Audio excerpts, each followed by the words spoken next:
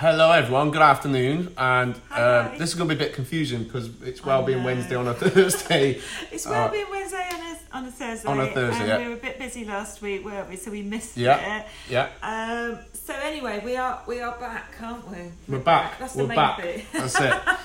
So do apologise, we were both busy sorry. with lots going on, so Sorry, guys. we wanted to get our video in somehow this week. And we got a special guest next week. We have. We're really excited, aren't we? We've got none other than Paolo from Pureland's Acupuncture. That's it. Our Hi, Wellbeing Paolo. Fest.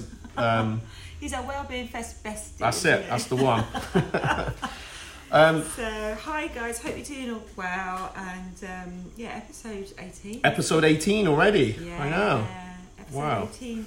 So, go on. We thought we'd talk about overcoming some worries. Yeah. So, we're talking about worry in general. We all worry, and it's something that we all struggle with as a human race, and I struggle with it sometimes, and we were chatting off air, weren't we? Yeah. And just saying it comes and goes. Mm-hmm. And how can we overcome worry?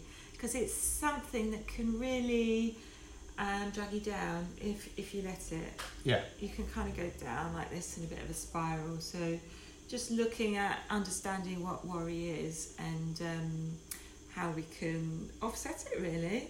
Well, I guess it's a form of anxiety, or it can be. Yeah. That's the first, isn't it? Definitely. So, and it's going to come into our lives. If it's, we've all must have had that. And everyone watching must have had some sort of worry at some point, for sure. Hey, Grace.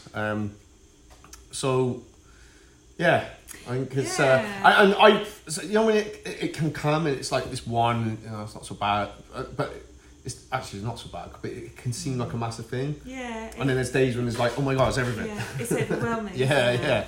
So it's interesting because I did a little bit of research. You know me, I do my researching, and I found out, and quite a lot of the school of thought is that worry is not necessarily caused by your external circumstances, so things that happen to you, but it's caused by our thoughts about those external circumstances, and it's a particular type of pattern of thought. So worry is actually the way we're thinking about something. Yeah. That is what worry is. So it's not actually the circumstance. Yeah.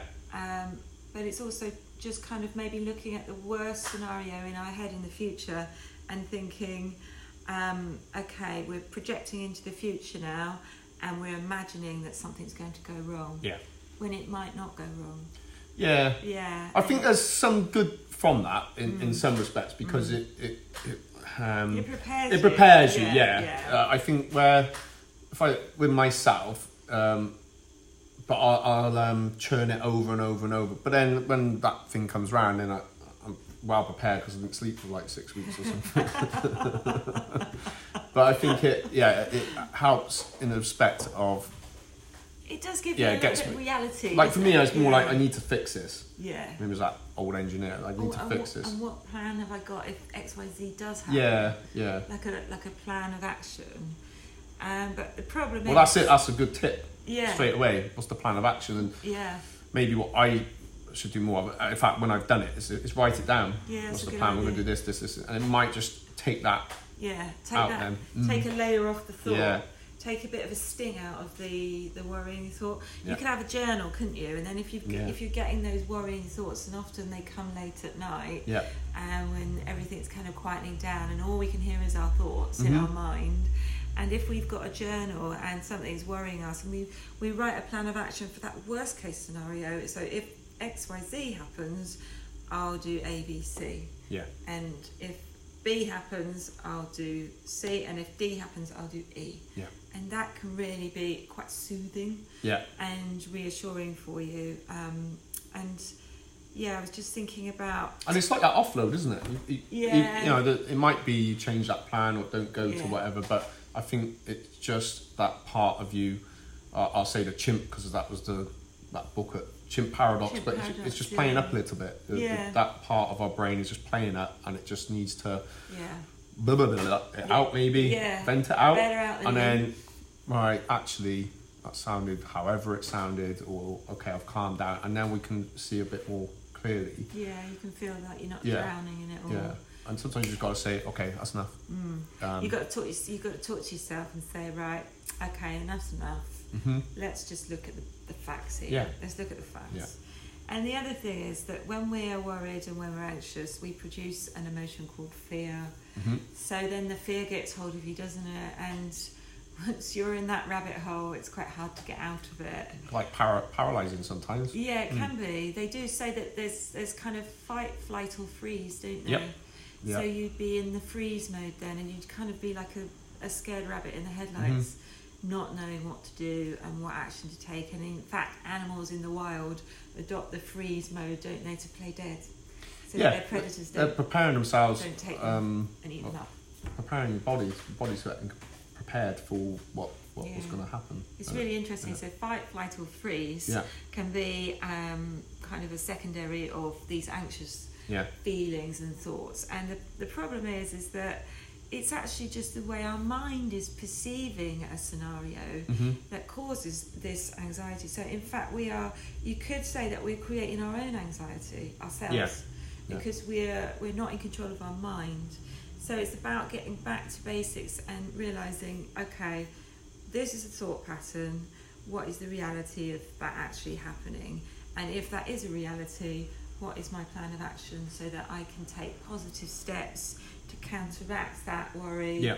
And then you kind of got a few of the bases covered then, and it's not so bad. So I guess in a way this covers quite a lot of things. So obviously me and you, I was in a career, you were in a career, and we both at some point in our lives decided we were going to set upon our own business, and massive life change, right?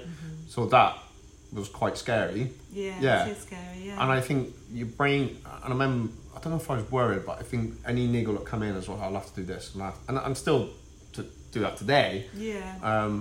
Staying not overly confident on, the ability to, run a business, but at the same time being aware of things and well, this is how do I solve? Well, I'll do this. Yeah. So there are some good. That's what I mean. There is good in that, as long as you do something about it. You can set that action plan. Maybe on the other flip side, that there can be anxieties within, say, relationships, and like we are in control. It sometimes can't feel it when we're worried enough, but we do have a control. So we don't have. I think we talked about in our first videos when we came back out of the holidays after your injury, but that was a 10% thing. It didn't. You had no control that was going to happen to you, but how you've dealt with it was the 90%. Whereas we can flip the other way around sometimes, and we think, well, 90% I have no control of. I only control 10. Whereas you're right. If someone feels that way, you're right.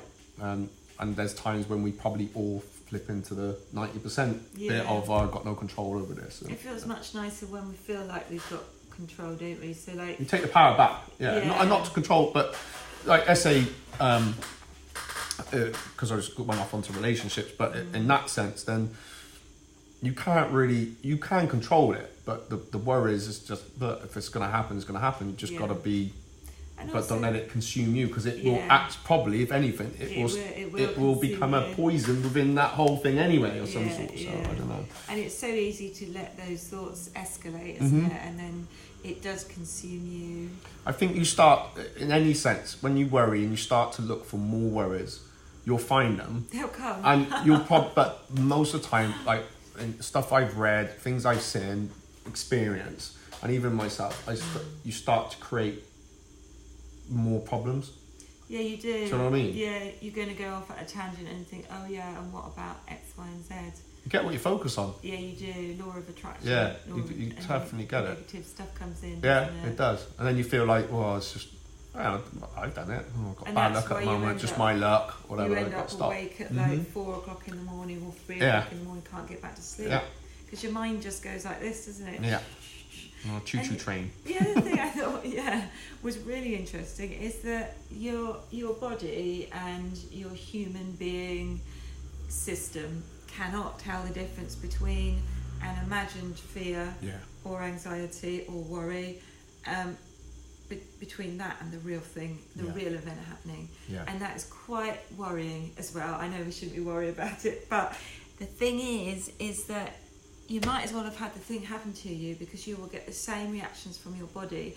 So you'll get adrenaline flooding the body, you'll get cortisol flooding the body, you'll get the shakes, you'll get the sweats, you won't be able to sleep, you'll get insomnia. And we talked about chronic worry, and then you go into another level of how that affects the body. So you'll start to develop concentration difficulties, so mental health problems, irritability, anger, muscle tension, and agitation. So you'll easily be agitated and you'll be on the edge. Yeah. So if you hear a sudden noise, or the doorbell goes or knocks, you're going to be jittery and judgery. I think even sometimes in conversation, yeah, you can take things a little bit literally or the wrong way. Yeah, sensitive, extra sensitive.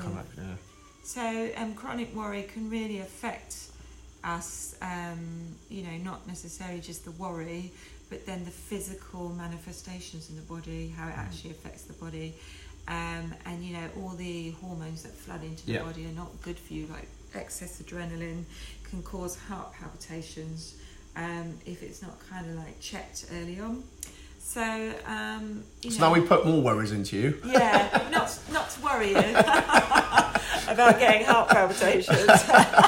So how do we overcome this? That? Well, you come and do yoga. Come and do yoga, that's it. Definitely, it calms down. I think, you're on the first valid point. Yeah, because what can we do? So when we're feeling like the mind's going a bit kind of down that rabbit hole, we can stop and check ourselves and try to not give this thought as much power, because we want to label it as just a worry. Yeah. So we need to recognise that it is just a pattern of thought. It's not actually what is happening right now. It's not necessarily what is going to happen at all.